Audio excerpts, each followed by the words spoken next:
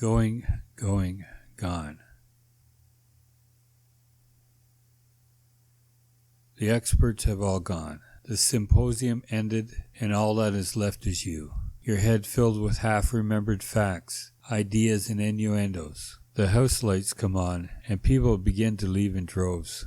You wait a little while, and then join the others, working your way slowly through the crowd to the exit sign. Once outside, people disperse, and soon you find yourself walking along the street quite alone. Here you are, perfectly placed to spread the word, eager to share what you have learned, but you have to be careful because people are so critical. Now, if you happen to come across a face you saw at the symposium, then perhaps you could start by saying something innocuous like, "Wasn't that interesting?" Feeling that the only other people you can confine in are those you already know. But who among them is safe? This is a question Adam Tell Me All pondered and slowly whittled it down to absolutely no one. There wasn't a single friend or acquaintance he could trust until he discovered Dr. Margaret Redpill. She would have to listen because he was paying her and because she was a professional. Dr. Margaret Redpill, a practicing psychiatrist, has heard it all. She has a deep suspicion people in general are hanging on to their sanity by a thread. Mrs. Redpill, we are not alone. There are others. Alien beings are living amongst us. Do you mean living with us or visiting us? Could be either. I mean, the whole thing's wide open. I see. Tell me more. I attended a symposium on aliens. Humanoid creatures from elsewhere in the galaxy have been visiting Earth, and I heard the testimonies of others who have seen and heard things. It was all very convincing. This has you worried? No, quite the opposite. I'm not saying I would want to meet them in person. I would be quite entertained to see them on television. To view them from a distance? Yes, in the beginning at least, or until I get enough information to figure out who may or may not be an alien. You don't know this now? Some people think there is a hybrid program going on where the aliens are interbreeding with humans to slowly assume our features. To what end?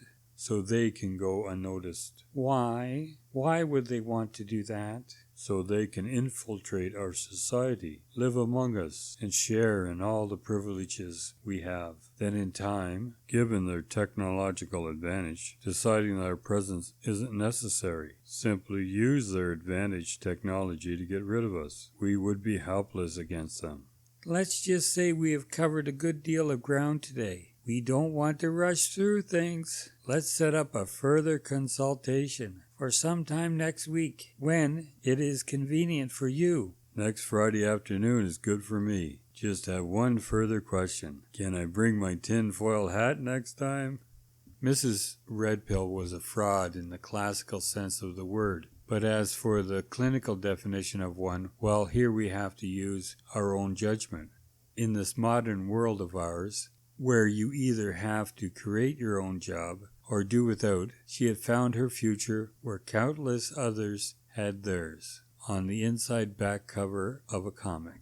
Amaze your friends, analyze their thoughts, interpret their dreams, become a certified psychiatrist / therapist at the School of Fun.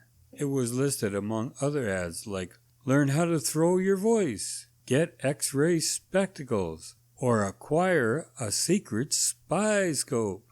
Mrs. Redpill, being resourceful, had taken the phrase School of Fun and altered it to SF at the bottom of her diploma. Then she framed it and hung it behind her chair in her office. The SF, if anyone were to ask, referred to, of course, Sigmund Freud. But nobody read the diploma or thought to question her credentials. Besides, Adam Tell Me All was her first and only client so far.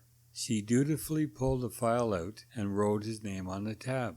Inside she kept her notes from their first session, where she had written the following insightful observation that even Sigmund himself would be proud of. Shows some sign of early paranoia, easily influenced, confused sense of reality, completely nuts.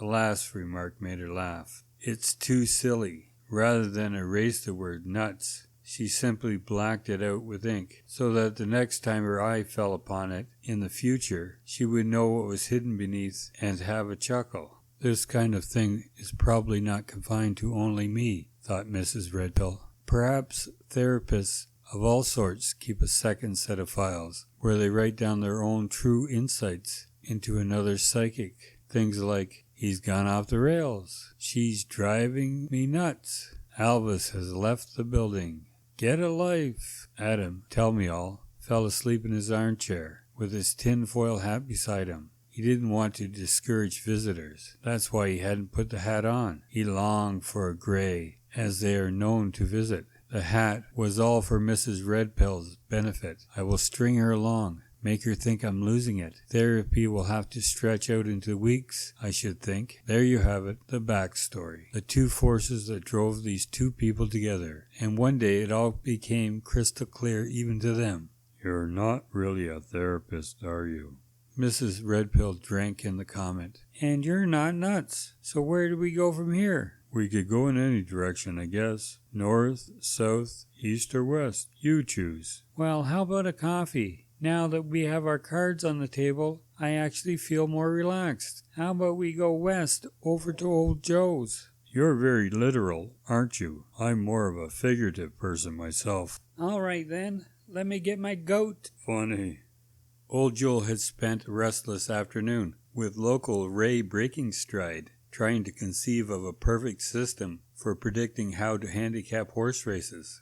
I think the choices are clear. There are only two ways of making money at the track. You can either wager a lot of money on the favorites, which pay out very little, or a small amount of money on the long shots, that win only once in a great while. Either way, it's a tough go. Yeah, and you're still going to lose your money because there isn't any guarantee that you'll ever bet on a winner. Or you could just do it my way. Wager on the same number each time. If you continually bet on number 5 horse, you're bound to win sooner or later. Yes, but the weakness is you could go broke waiting for the number 5 to cross the line. Hello, you two. What can I get for you? Oh, I'll just have a black coffee for me and a blueberry muffin. Coffee with 1 cream and a chocolate donut, please. Got any advice on horse betting for us? You need to start with a racing form, don't you? Everything you need is there. Okay, I am throwing in 2 forms with your orders. Enjoy. We'd be interested in knowing your picks. Mrs. Redpill and Adam Tell-Me-All picked up their orders and racing forms, slipped into a booth next to a large window. You know, I don't even know your first name. I feel kind of silly calling you Mrs. Redpill, since we're about the same age. My name is Fiona. You any good at handicapping horses? Tell you the truth, I never had much luck at it. You? I'd bet we learned plenty just listening in on those two. They seem to be really covering all the bases. Ray, breaking stride, intoned. Other than that, you can study the racing form. Look at the last 5 races and pick out the best horse in terms of win, places it shows for each horse, and select the most successful one. You could run the same tabulations on the jockey. Old Joe didn't hesitate. What you have to watch out for are dry spells. Those long dry spells are killers. You have to know when to jump out. Say after 10 races of betting on the number 5 horse and not getting a winner. At that point, just stop wagering altogether and wait for a dry spell to come to an end.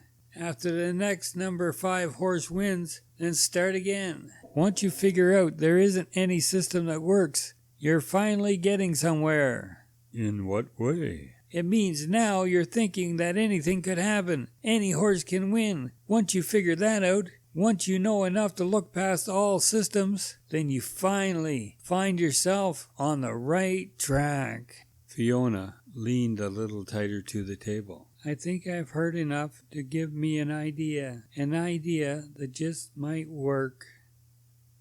End of part 1.